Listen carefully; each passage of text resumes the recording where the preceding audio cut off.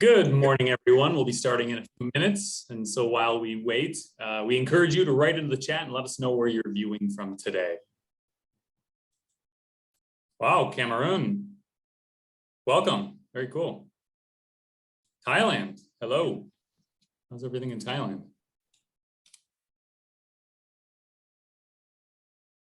Chile. Chile, Colombia, Medellin, South Pole. Okay. Wow. Yale, MFer from 2018. Oh, Philippines, Puerto Rico, Philippines, more Puerto Rico. Very cool. From Vietnam, Kenya. Wow. From Bangladesh. Hello. Mozambique. Many time zones here. Yeah. Got folks from Indonesia. Again, got a big representation from the Philippines. Glad to see that. Myanmar, Philippines again. I think Philippines are, I think they're going to have the biggest representation here. California, Madagascar, Bolivia. Wow, very cool. Quite the diverse crowd this morning or this evening, wherever you're tuning in from. Yep, good evening. Well, good morning. Very cool. All right, well, we might as well get started. So hello and welcome. My name is Slusser. I serve as the Panama coordinator of the Neotropics training program for the Environmental Leadership and Training Initiative, known as ELTI at Yale University. And I'm joined by my colleague, Saskia Santamaria, who is the ELTI Neotropics Training Program Associate, and we're both based in the Republic of Panama. And we're very pleased to welcome you today to the fourth webinar in this 8-part series, Forest and Landscape Restoration in Practice.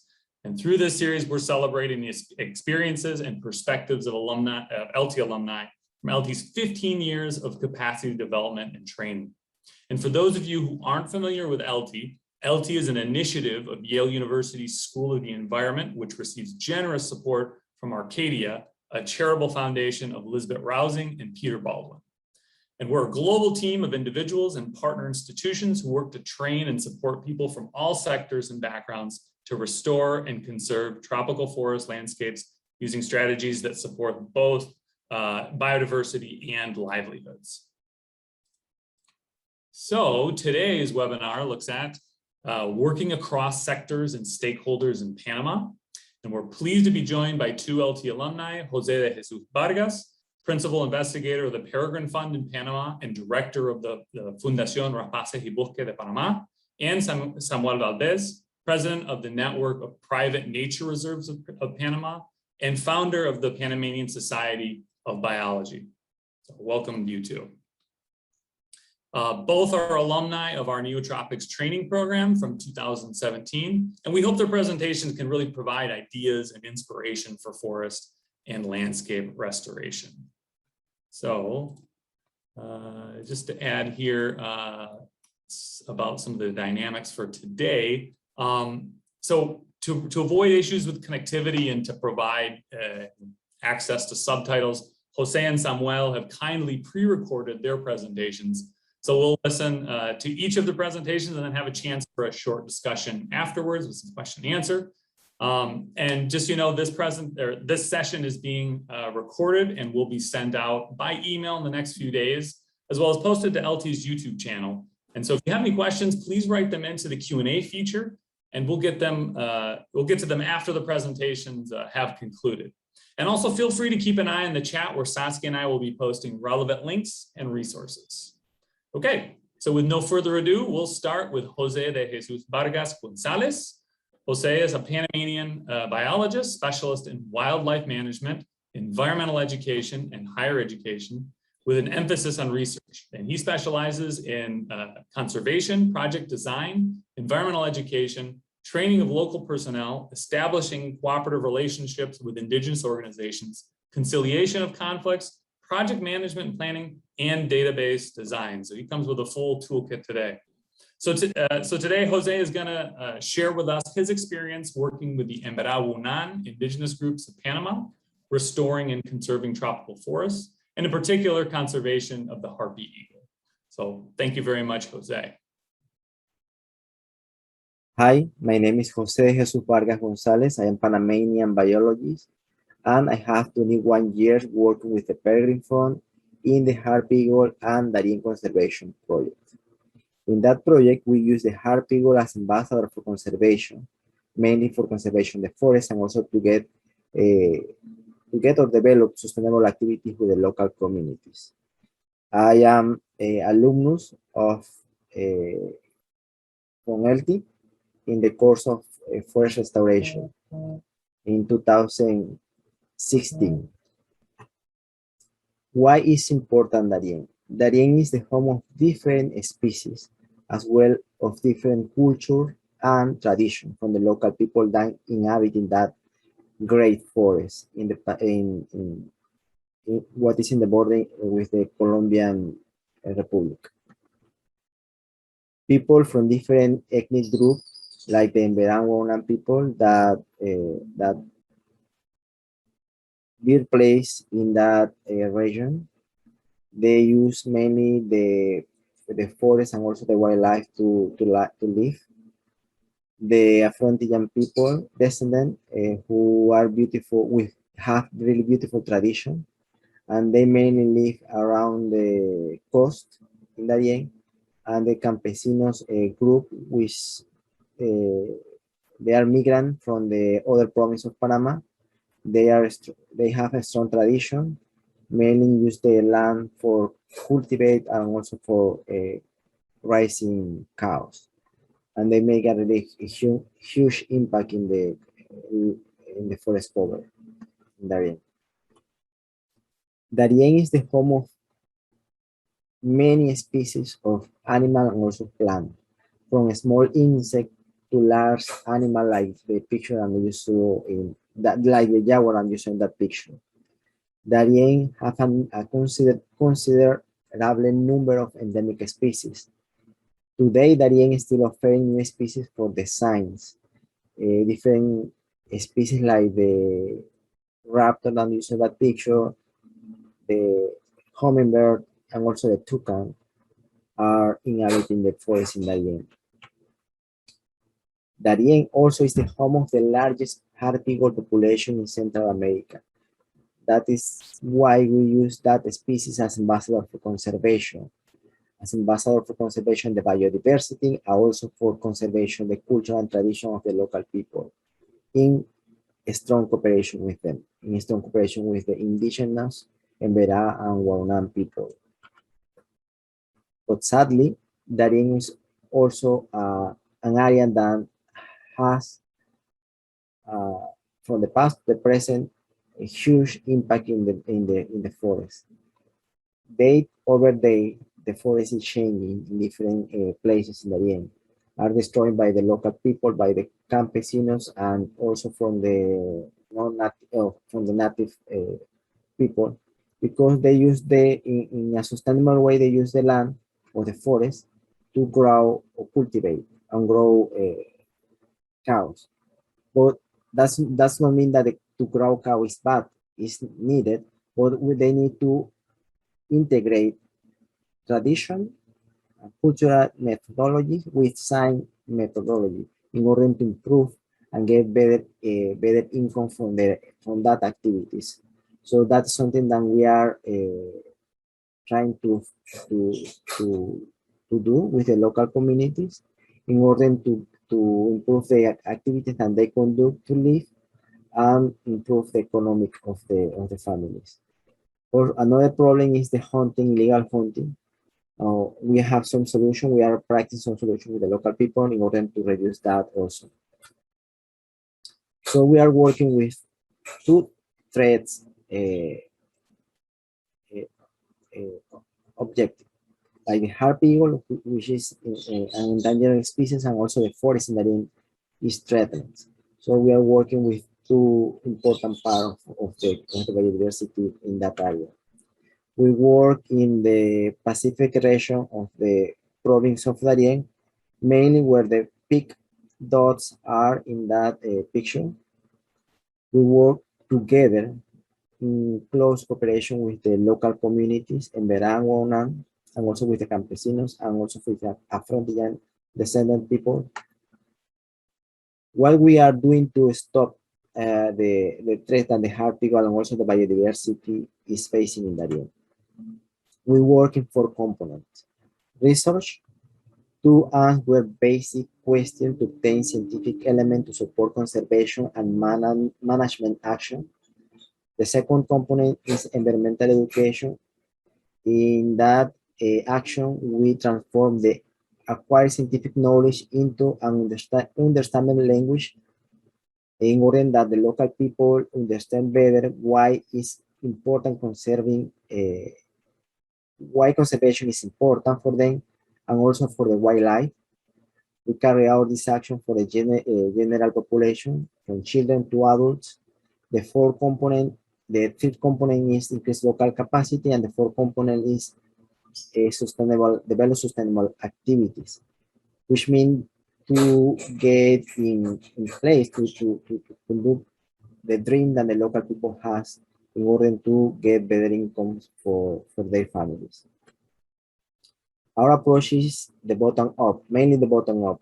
We work with the Peregrine Fund and also with the local NGO Fundación Rapaces y Bosques to identify and implementing a portfolio of nature-based solutions.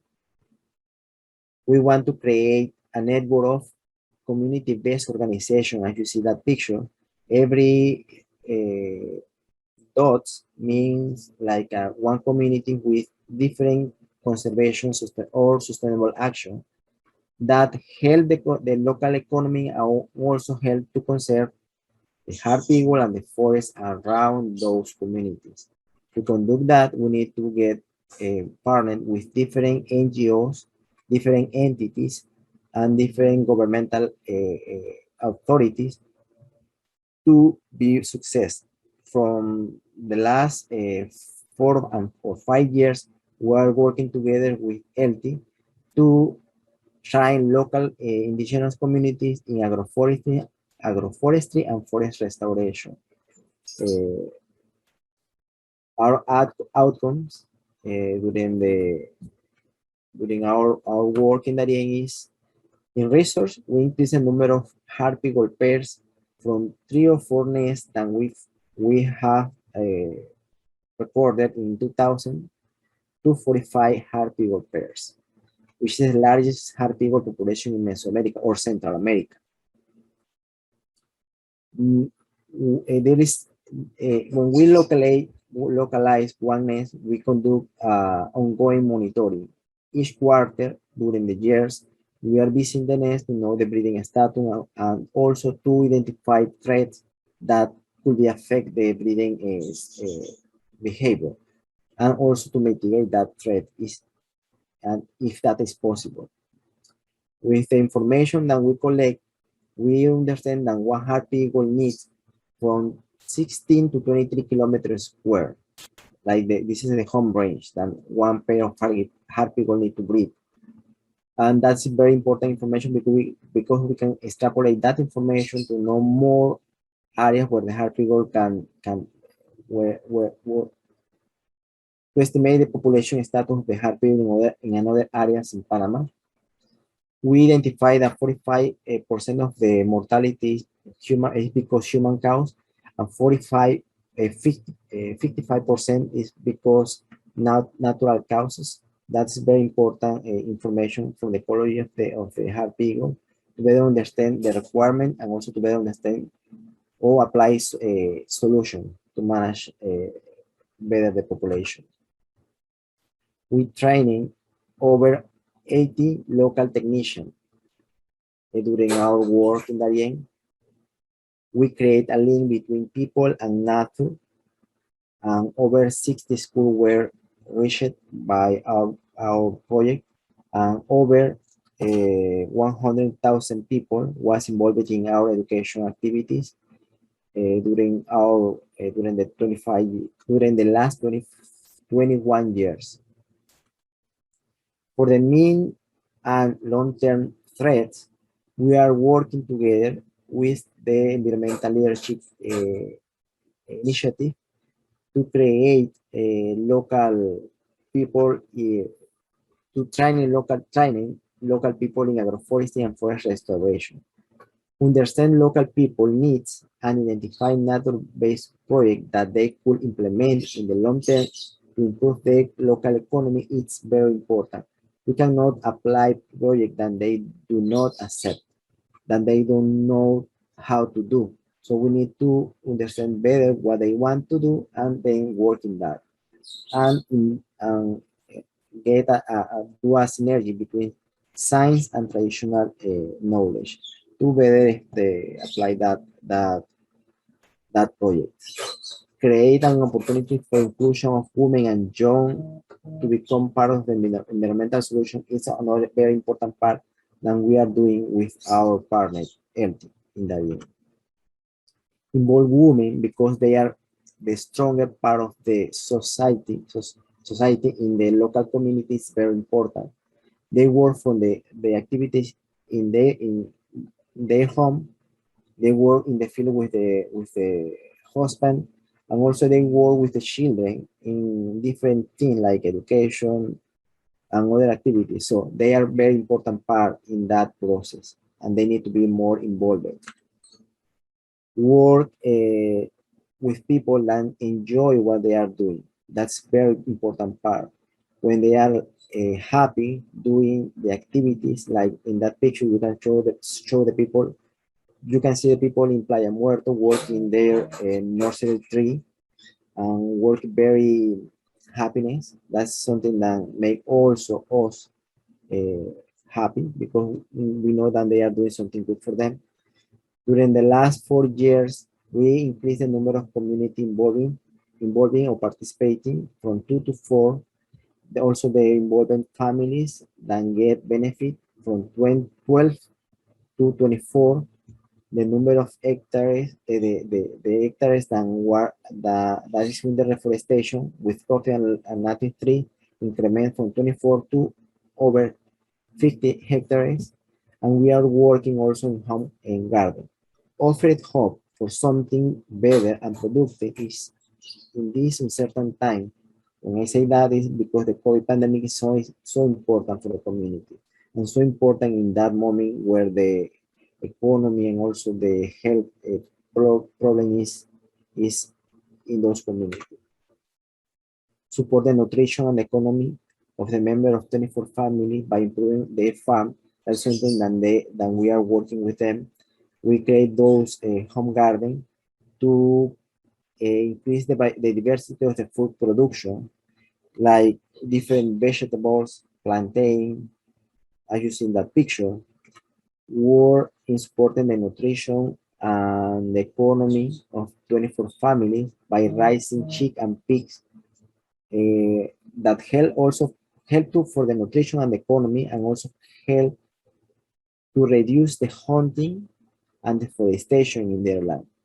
So we are working two important parts of the problem: improve the quality of life of the people and also improve the quality of the forest.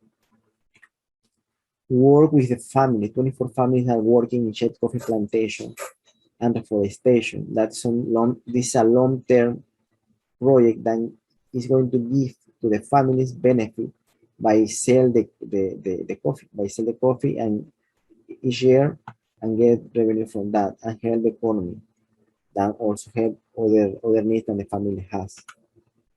Some metrics from that activity, from our activities, by raising pig and sell meat, we increase from 20 to 70% during during the last 4 work in those communities. Chicken breeding 20 to 50%, coffee production 15 to 25%, income from service to 0 to 8%. When I say that, is like the payment for different services that they offer us when we visit the community. Improve the formal education is another thing very important for conservation. We integrate gender and age equality across partnership and support them through grants. We are supporting over 80 students from the local communities. We want to go back to that image, get from our current working land, our current working site, the green color, the forest is very important by our reforestation activities. Work with partners from international, national, and local. It's very important to be success in that project. Work to support elder people. It's very important for our project because they are the people that was there, that was and still there working with us, and work with young people, with children. It's another very important part because they are the future actor for conservation. Thank you to all these partners and also to you to hear that presentation. Great. Thank you, Jose. I really like how your approach to working with local groups in conservation and restoration, is by integrating tradition and culture, with scientific research, and especially, understanding the perceptions of local populations and incorporating their indigenous knowledge to improve restoration and conservation interventions. In my experience, when local communities are included and invested in these types of projects that benefit them, they're a lot more likely to be successful in the long term. So again, very, very cool work. Congrats. Thank you. Okay. So next, we'll listen to Samuel Valdés, who is a Panamanian biologist and current president of the network of private nature reserves of Panama, and has worked in the public, private, and NGO sectors in conservation and monitoring of biodiversity. So today, Samuel is going to share with us his experience leading a network of private nature reserves and working with the diversity of landowners to establish biological corridors and sustainably manage private lands. So again, thank you, Samuel.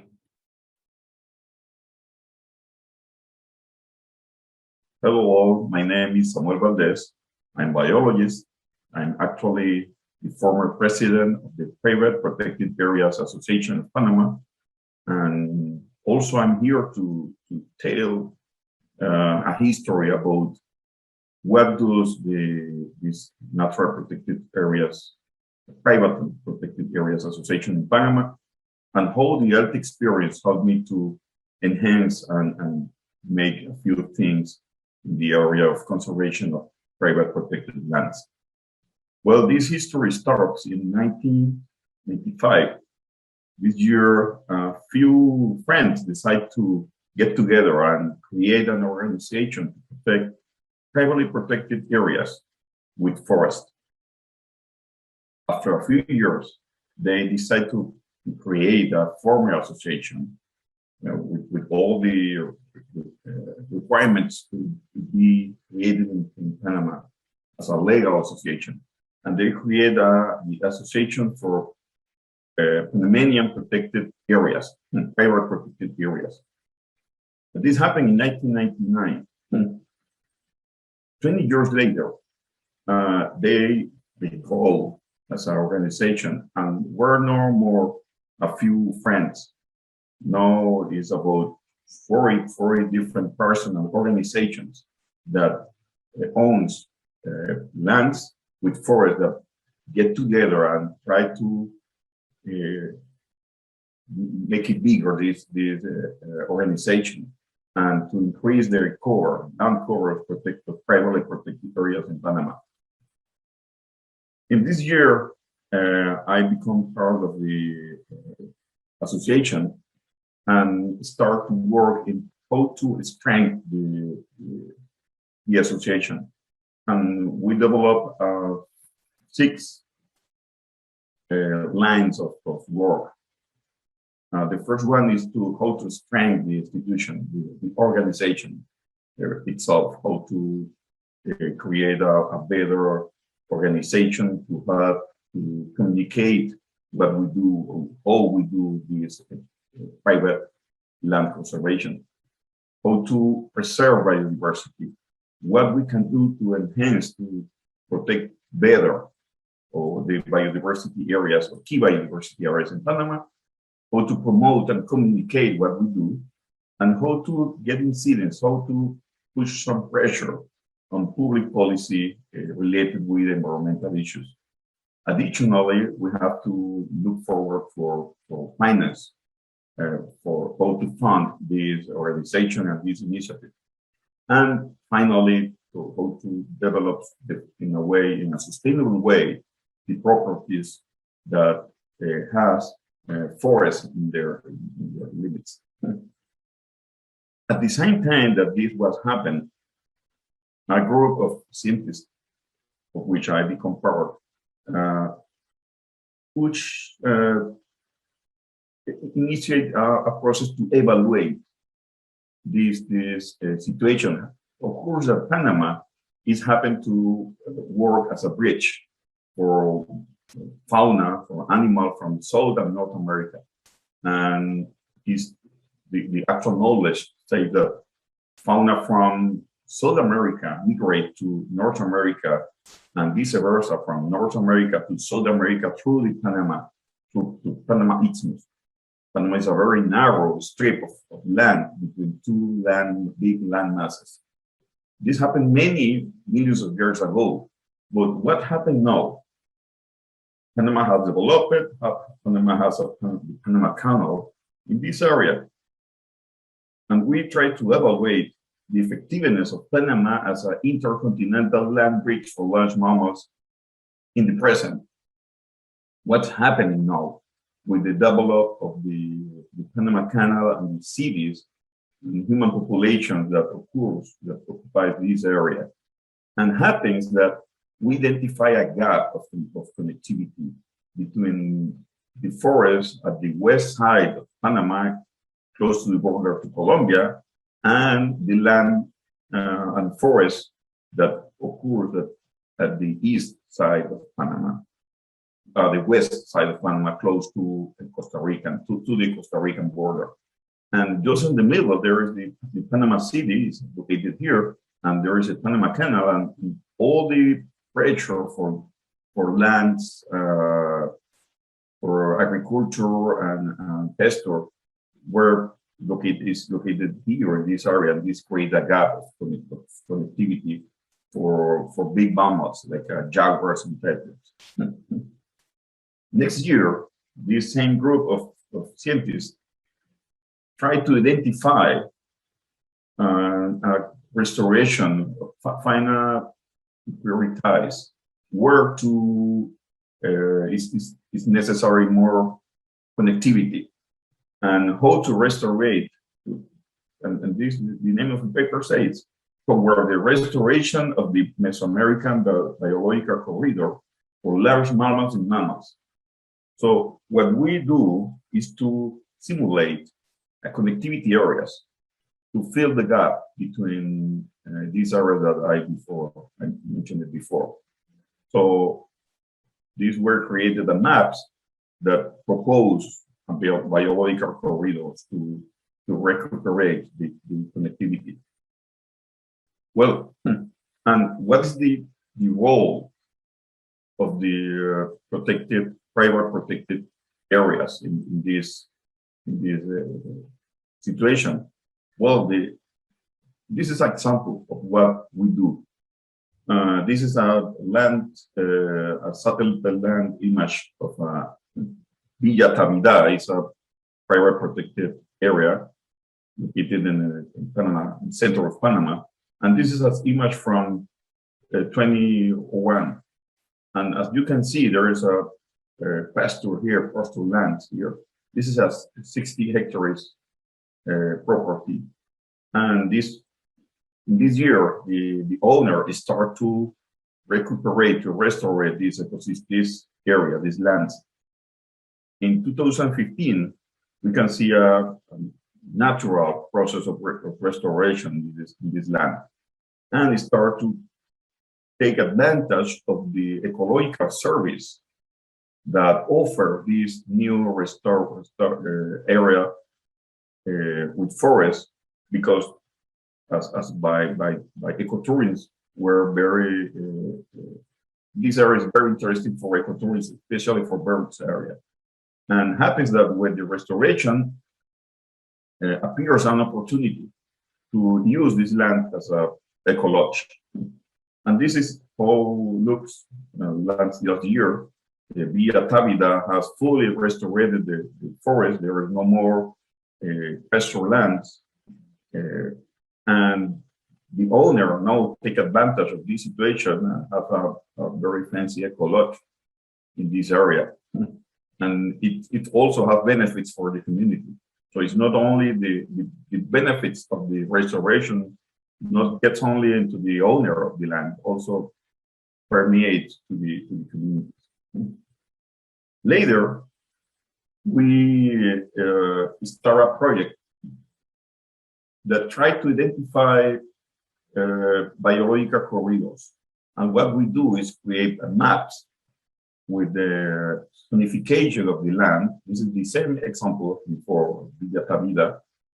And then after identify the zonification, make a zonification for this property, we try to identify biological corridors between protected areas, public protected areas, and areas of key for the biodiversity.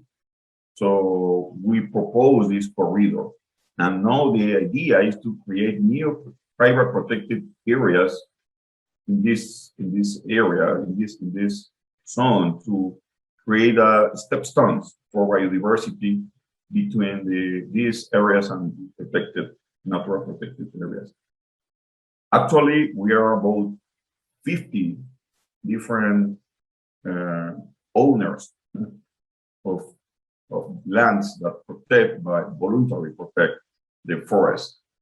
And we are all around the country. And now we have about 40,000 hectares of forest privately protected. And this is the map that shows that we are located from east to west and north to south in Panama. This is the area of the gap. And this is the area that this is Villa Távida located. And as you can see, there is a bunch of areas in this zone. This example of what we're trying to do, to connect this gap. The green areas are private, public protected areas, and the red dots are private protected lands. They're trying to connect these areas. They are key for biodiversity too. Well, what is very interesting about the ELTI experience is the opportunity to put together the scientific information, how to manage these high-end scientific publications, and put it back, take it back to the terrain, and work together with communities and owners. And this is a key. This is a key because you need people working in the field work to create this opportunity for conservation and restoration. But all this energy that people have to create these private protected areas needs some orientation, and this is what gives you the scientific information. As I said before, I took this course in 2017, and now I'm helping a group called BioFuture Panama with students of biology and other natural science, that they are working in these areas, in these private protected areas, quantifying the environmental service in this natural reserve. Actually, we're working with several groups, from butterflies, mammals, plants, pollinators, and quantifying the benefits. Much is done with these people. The owners are trying to protect this land, this area, but many times this is not quantified. How much biodiversity we protect in these areas. Next steps are to replicate and multiply this initiative. Along the gap, this is a proposed biological corridor to fill the gap created by the Panama Canal and the growth of the Panama City and all the peripheral areas where people live here. So we are trying to connect these protected areas, these forests, with the stepstones of the private protected areas in the west side of the Panama Canal. Actually, I was re-elected as president of this association, and we are working together to increase our presence in all the country and to communicate with the people the importance of biodiversity protection and restoration. Now we have some issues to attend for the next decade. The first is how to incorporate the restoration of ecosystems in a post-COVID scenario. More when governments are putting pressure to the economic development and how to do this economic development in a sustainable way. And this is our big issue for the next decade. No? Actually, as we say, we are a drop in the ocean. We are few, but soon will be a rain of protection and restoration of our lands. Thank you for your time. Wonderful. Thank you very much, Samuel. It's incredibly inspiring to see the increases in forest cover that you showed in the Davida Nature Reserve, and how working with strategic partners really helps to increase these biological corridors across the landscape. And most importantly, these further strengthen the Mesoamerican biological corridor and its critical role of facilitating exchange of flora and fauna. As you mentioned. So yeah, I agree 100%. We need to replicate and multiply these types of activities across the landscape. So thank you again for a wonderful presentation. So to start the question and answer session, Jose and Samuel, please activate your cameras and microphones. And as a reminder to everyone, we can type, y'all can type in your questions in the Q&A section that you have at the bottom of your screen. And we'll get to as many of those questions as we can over the next about 20 minutes. So as I mentioned earlier, the presentations and this Q&A session they are being recorded and they will be posted to our YouTube channel in the next few days. But just to kick off this part of the webinar, and after hearing about your guys' incredible work, I just wanted to ask, what is like a main lesson that you've learned from your efforts that you want to share with others who are considering implementing these types of conservation and restoration projects? Jose, you want to start? Yes. Okay. Thank you for the opportunity to share our experience in restoration and forest conservation. I think the main lesson learned from the beginning of that project, from the reforestation and forest restoration project, is work together with the local people, work together with the traditional knowledge, and how you make a synergy between tradition and science knowledge to improve conservation, to improve the activity and involve more the local people, and also work with important actors that know what is for restoration, for conservation, like Yale. Great, awesome. Thank you, Jose. Samuel? Well, can you hear me? Yes. Okay, thank you for this opportunity again. Well, the main lesson, maybe you don't have to wait until you have the big project and 1 million square meters to start. Every square meter counts for restoration. So if you get a small area, work with that, work with what you have now, and don't wait for the perfect scenario to work. Start now, whatever you have now, start with it. You can save the planet 1 square meters at a time. Great. Yeah, I totally agree with that.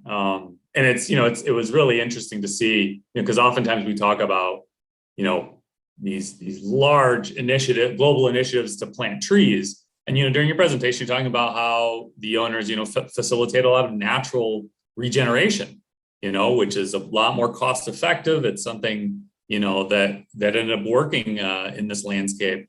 And so I think it's really important that, we're looking at a variety of different types of restoration activities, especially because you guys work with a diversity of landowners as well, too. And so they're all going to have different values and approaches, to restoration. Okay, so thanks again. Let's take a look at the question and answer section. Okay, here's a question for both of you guys. You both work with people who are interested and motivated to undertake restoration, but what is your approach to people who do not value restoration and manage their lands in ways that are detrimental to ecosystems? Samuel, you want to start on this one? Sorry, I was reading some question here, Julia Calderon. Sorry, I was distracted. but there are some questions we question answers, but I tried to answer it and it didn't work.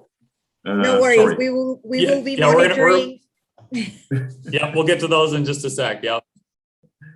So let me I'll repeat it real quick, no problem. So again, you guys work with people who are interested and motivated to undertake restoration most of the time. But what is your approach to, for people who do not value restoration, or manage their lands in ways that are, that contradict, ecosystem restoration and conservation?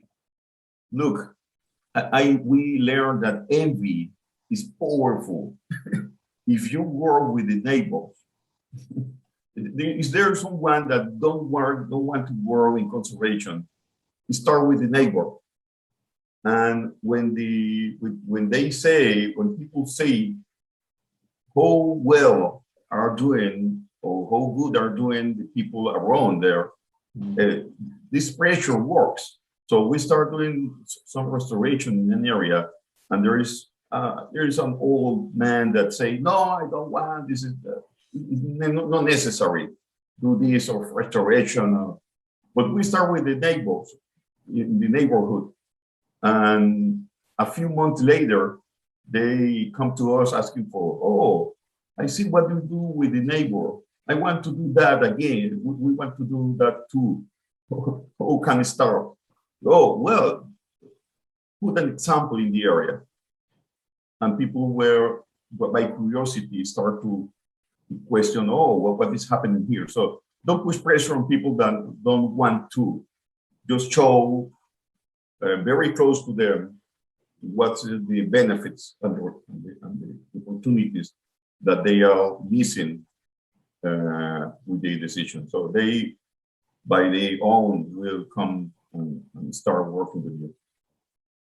Yeah, no, I at the end of the day, there's finite resources and time, and you can't train everybody in the world. And trying to convince the people who aren't oftentimes convinced, it would, cost. Don't push and don't try to convince. Right. By telling, no, I don't do that. I start with people that really wants to in the neighborhood, and as they say, the results, they came. Yes, but also I think it's good if, for example, if the person that conduct that action, like Samuel and me, have positive, think in order to involve that people that doesn't want to start from the beginning. And as Samuel said, also the example, when they saw something good in the person that in the neighborhood, that make a huge impact to the other person to get more involved. What it's necessary to be persistent. For example, in a local level, and I work in the community. And when we start in, for example, in one community in La Marea, we start only with six families. At this time, we have more or less 18 families working with us, interested in that project.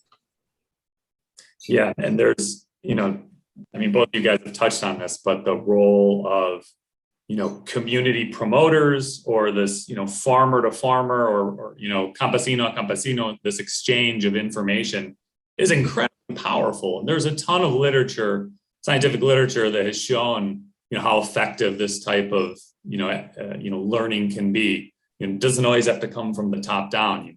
Like you guys mentioned, you focus on the people who are interested, who really want to make these changes. And then the neighbors and the communities get to see, actually, what types of restoration, how effective it can be. And oftentimes that's more powerful seeing that than any type of, presentation, the PowerPoint presentation you could give them in a half an hour or something. So, yeah, and I think it's challenging to work in these sites like that when you do have landowners who for hundreds of years have conducted conventional types of farming and livestock, that go against a lot of the ecological restoration principles that you guys subscribe to. But like José said, you got to be persistent too. That also helps. And when you work in the same community for a long time, you're more likely going to see long-term success. So let's look at some of the other questions here in the Q&A feature. Samuel, I think this one is more focused at you. Are there any financial, technical, or marketing support from the owners of lands that decide to implement conservation activities? Well, actually, no, there is no support, government support for this. And we are putting pressure. That's why we are strengthening our institution or organization to put some pressure on decision makers to so they can help the people that are working in private natural reserve. So the answer is no, there is no financial, technical, or marketing support. But we are working on that. Eventually we will have. Right. Yeah. Yeah, I would imagine, it would be helpful, to have, even if it was just, a small amount of, funding or co-financing on part of the landowners. But José, what about you? I mean, what do some of the landowners that you work with, do they, do the projects you find, do they pay for 100% of everything that they do, in terms of the projects you showed with agroforestry, or what type of contribution do the landowners you work with, what do they provide? They provide more like the work to do. If you compare that effort, that if you put the hours of work of that people in comparison with the fund that you get, is more or less the same. So that is very important, that people are empowered of the action in order to conduct the work together with us. Yeah, that's critical. I mean, you could bring all the money you want to a project, but if you don't have, that investment from the landowners in terms of their own sweat equity, their labor, to establish these systems or to conduct different restoration practices, these projects won't work. And they learn through that process as well. That's part of the process. Okay, let's look. Let's see. Some questions about private nature reserves. Let's see here. Again, for Samuel, who are the typical owners of the private reserves? Are they local people, non-resident owners? And do you attract new projects? Well, there is a very wide range of people working in that. There are small owners of lands, people that get an heritage of the lands, small owners, farmers, and very big organizations, NGOs, and in the middle are businessmen, owners of enormous quantity of lands. I'm talking about 500 hectares, but there is also people that provides 2 or 3 hectares. And all these work together, no matter where you came from, no matter how many land you own, and how many, what's your name or your surname, you can become part of this movement. And what we do to engage them, there is a lot of people convinced, and each time it's more, that we need to preserve for biodiversity.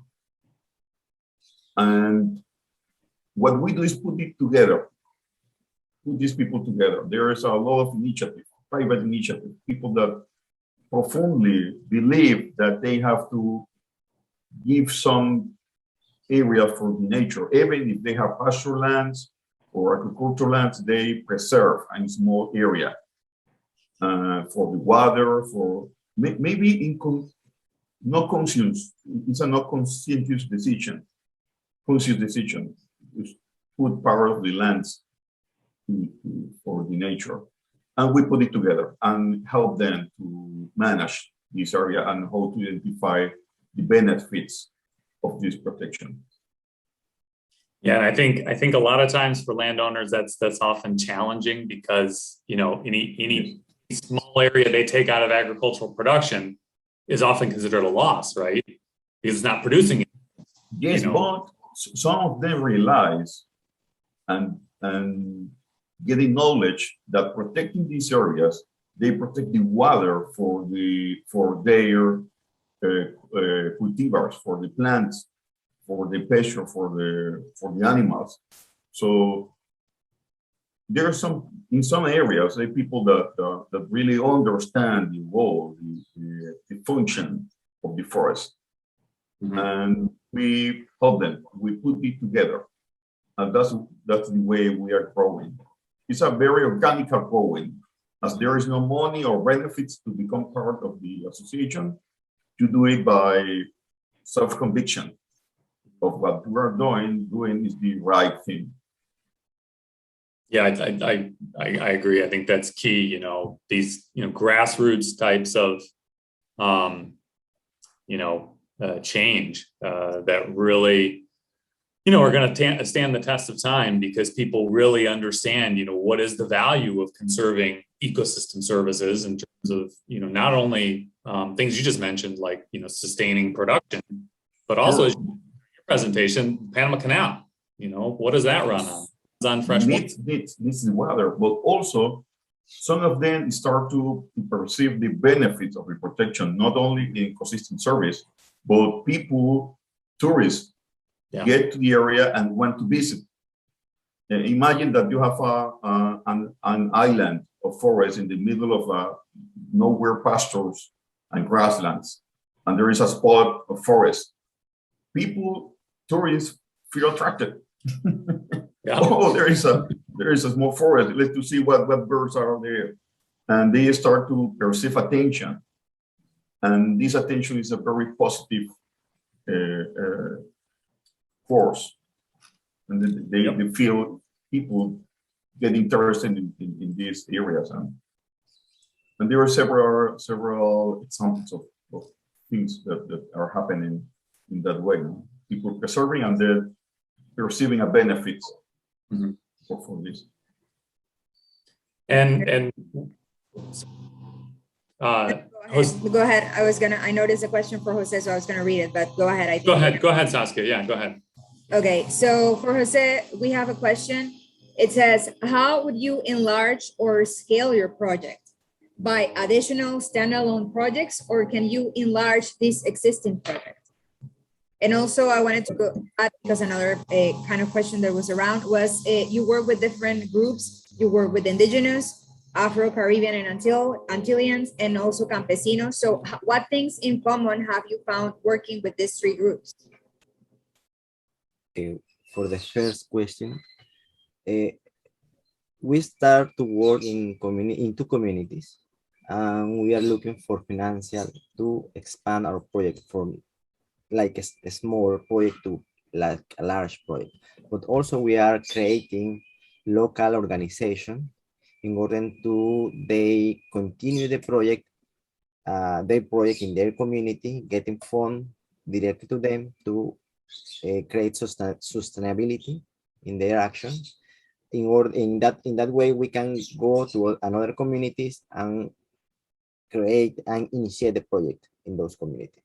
It's like go small, increasing year over year, and then also get that local, improve that local capacity in order to that continue the project along with our advice. What's the second question? It was about the groups, like how have you found working with three different groups, what things have you found in common to facilitate, you know, because they're very different among them, but I bet that they have things in common that you can, you know, take advantage of that so that it's easier to work, and what has that exchange promoted. For example, I wanted to know if you could share a little bit about the experience of that exchange of having indigenous communities visit campesino communities in Azuero to know, you know, about this other alternatives, about cattle ranching and such. Okay, we're currently working only with indigenous people like Emberá and Wauna. Although in the training, we're involving campesinos people that live around the indigenous communities in order to create that capacity, local capacity, and get they more involved in the action. They are interesting, but it's different. Like campesinos, indigenous, and Afro-Antillan descendants have different culture, and work with each group need to have a different approach. So currently we are working only with the indigenous, but involving the other groups in that agroforestry and forest restoration part of the project.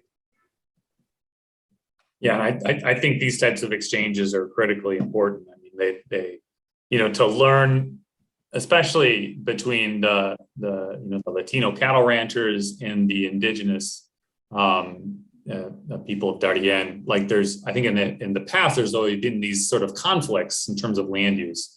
But it's interesting to see, especially for the indigenous people, that that it is possible to do sustainable cattle ranching. You know, to do it in harmony with nature instead of always seeing, you know, destructive practices, you know, that have occurred around, you know, their homelands. But I think it's just also important to really facilitate these types of exchanges, you know, that they can learn from each other's culture and different land use practices.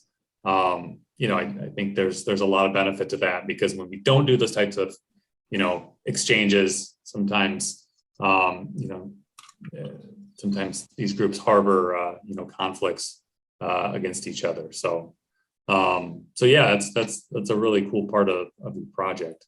So it looks like we are right on the dot, 11 o'clock. So again, I want to thank Samuel and Jose for your great presentations and for answering these questions, and also for everyone tuning in today.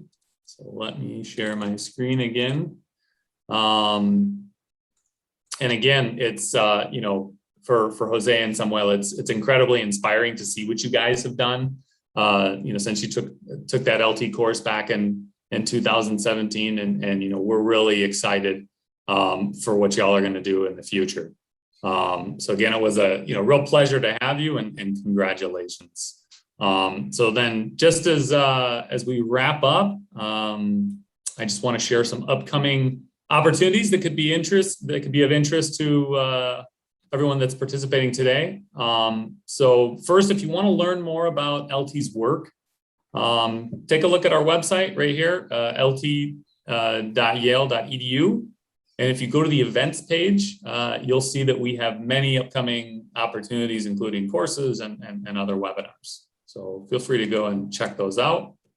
And for those of you who speak Spanish, we will be holding a 5-week online short course on agroecology and agroecological systems. And the registration deadline for this course is actually tomorrow, if you noticed. Yep, tomorrow is October 15th. So if you're interested in this, as we say in Spanish, apúrense, and get to our website and get signed up for this. And if you have any questions, please contact my colleague Saskia. And then the next coming months, we will be announcing the call for applicants for our 1-year certificate program, Tropical Forest Landscapes, Conservation, Restoration, and Sustainable Use. And so if you're interested in learning more about the program, please explore our website or feel free to contact us directly. And we'd also like to encourage you to sign up for ELTI's events and mailing lists so you guys don't miss out on any of these cool opportunities. And you can find the sign up box at the bottom of each web page on our website. And if you missed any of the previous webinars, because as I mentioned, this is the 4th of this 8-part series, feel free to check them out, and as well as other really cool videos about forest restoration and conservation that we have on our YouTube channel. You can just go to YouTube and just type in Yale-ELTI, it'll come right up. And then finally, I just want to thank again everyone for joining us today, especially Jose and Samuel. It's been a pleasure. And we look forward to seeing y'all next month in our next webinar. So thank you again, and y'all take care. De nada, you're welcome. Thanks for joining, everyone. Muchas gracias. Ciao. Gracias a todos. Bye. See you. Hello.